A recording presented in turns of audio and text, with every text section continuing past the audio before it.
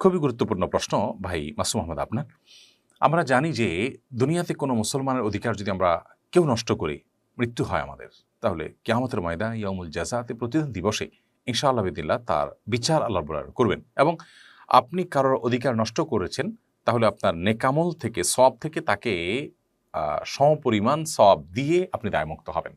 আর যদি আপনার সওয়াব না থাকে তাহলে তার গুনাহের দায়ভার আপনি বহন করে তারপর আপনি এই মামলা থেকে নিষ্কৃতি পাবেন। তো এই বিধানটি মুসলমানদের জন্য প্রযোজ্য। এখন প্রশ্ন হলো, অমুসলিমের তো সওয়াবের কোনো ব্যাংক নেই। কারণ যার ঈমানই নাই তার সওয়াব আ রাখার মতো কোনো ব্যাংকই নেই বলা যেতে পারে।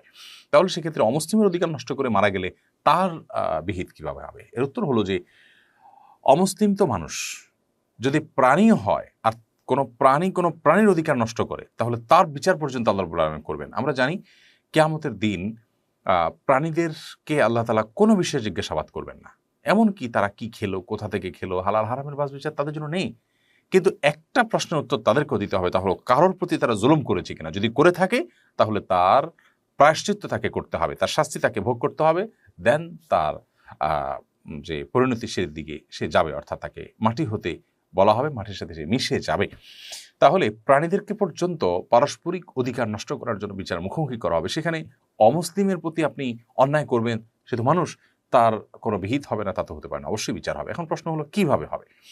এর সরল এবং সঠিক উত্তর হলো যে এর ধরন একমাত্র আল্লাহ তাআলা ভালো জানেন। কারণ গায়েবের জগৎ বা আলমুল গায়েব, অদৃশ্যের জগতের কোনো বিষয় সম্পর্কে আমরা নিছক ধারণা করে চূড়ান্ত কোনো সিদ্ধান্ত দিতে পারি না। তবে আ অনেকগুলো অপশন হতে পারে। তার একটি হলো যে প্রাণীদেরকে যেরকম শিং-আলা প্রাণী শিং নাই, সে প্রাণীকে আঘাতপ্রাপ্ত করেছে, তাহলে কিয়ামতের দিন আল্লাহ তাআলা ওই দুর্বল প্রাণীটার শিং দিয়ে যে শিং-আলা প্রাণীটা আঘাত করেছে তাকে আঘাত করার শক্তি দিবেন। সে আঘাত করবে এবং বিচার হবে, অর্থাৎ তার শাস্তি সে ভোগ করবে, তার কর্মফল সে ভোগ করবে, এরপরে তারা মাটি হয়ে যাবে। ঠিক একইভাবে হয়তোবা কোনো অমুসলিমের প্রতি আপনি যদি শারীরিকভাবে অত্যাচার করে থাকেন, অবিচার করে থাকেন, তাহলে সেক্ষেত্রে আল্লাহ তাআলা আখিরাতে তাকে শক্তি দিবেন আপনার উপর সেই একই কর্ম সম্পাদন করার, এবং যার মাধ্যমে তার বিচার সে পাবে।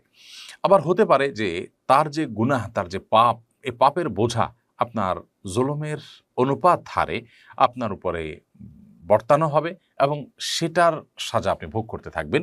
আর তার যে পাপের বোঝা সেখান থেকে কিছুটা হলেও কমলো, জাস্ট এটুকু। কিন্তু সে যদি বেঈমান হয়ে মারা যেয়ে থাকে তাহলে অন্তর্মুখী জাহান্নাম থাকবে, সেটি ভিন্ন বিষয়।